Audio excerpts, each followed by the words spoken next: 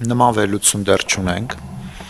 որովհետև այդ ապրանքների քանակը եւ ծավալը, որոնք դուք նշում եք, բավականին սեղմ են եւ սահմանափակ։ Ինչ վերաբերում է կոնկրետ այդ մի ապրանքատեսակի, օրինակ բենզինի հետ կապված, եթե ճիշտ հասկացա ձեր դիտարկումը, իր հետ կապված ազդեցություններին, ես կարծում եմ, որ այդ ազդեցությունների հիմնական մասը մենք կտեսնենք հունվարի գնաճի մեջ, որովհետև դեկտեմբերի 20-ից հետո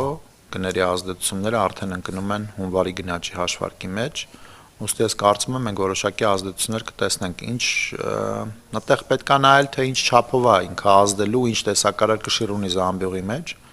ու ես չեմ կարծում, որ այդ ազդեցությունները տենց էական են լինելու կոնկրետ ամբողջ ՍԳ-ի ազդեցության տեսանկյունից, բայց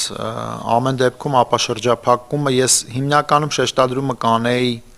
բաց սահմանների վրա, այսինքն եթե մենք ունենանք բաց սահմաններ ու տեղի ունենա ապրանքների ու ծառայությունների ազատ տեղաշարժ, ներմուծման եւ արտահանման տեսքով, ես կարծում եմ, որ դա դրական ազդեցություն է ունենալու մեզ վրա, բայց ինչ չափով էս պայծրությամբ կդժվարանամ որոշակիորեն ասել։